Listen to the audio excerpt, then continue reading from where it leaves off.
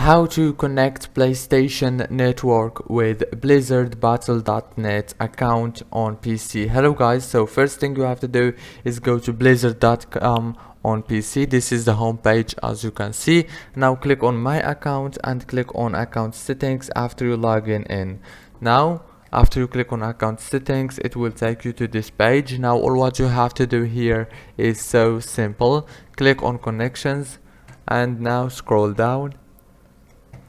You will find PlayStation Network, click connect, continue, and it will take you directly to Sony.com website to connect your PlayStation ID as you can see. Click next and everything is gonna be done.